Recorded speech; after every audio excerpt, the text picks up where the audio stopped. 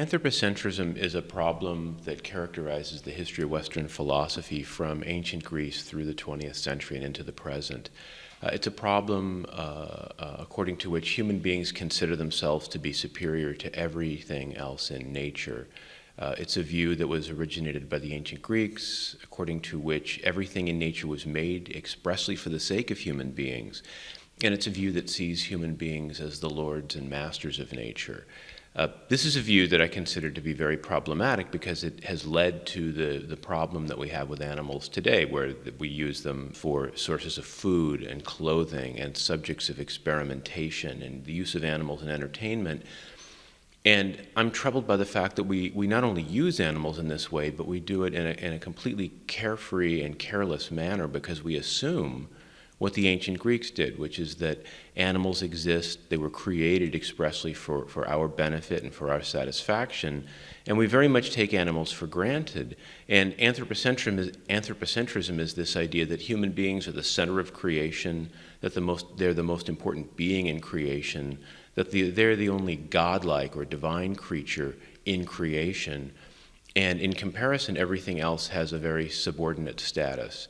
I don't see any rational basis for making moral distinctions between the value of human beings and the value of non-human animals.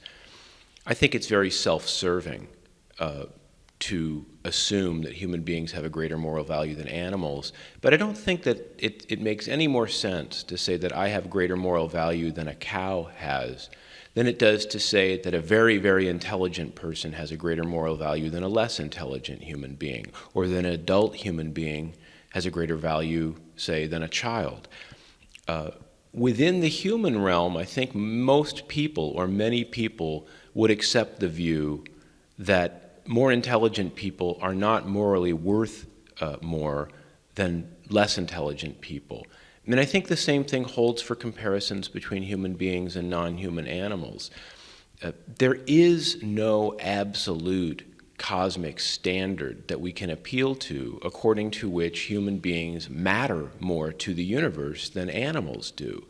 And I think we have proclaimed our superiority in the universe for thousands of years simply because we find it convenient and useful, and it's a way of rationalizing, making excuses for the things that we want to do to animals. We like to eat animals. We like to wear animals. We like to use animals because all these things make our lives more pleasant and they make our lives easier.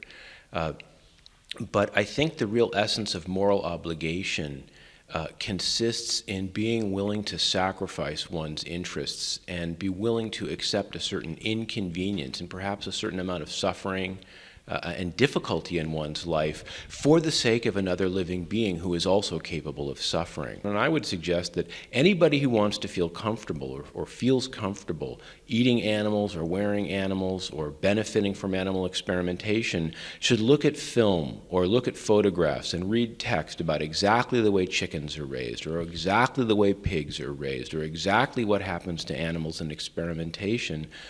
And it's enough to drive you insane if you really are willing to look at it. I think what makes people the most comfortable about exploiting animals is maintaining themselves in a state of ignorance about exactly the conditions in which animals live and exactly the things that we do to animals that make them suffer for our pleasure.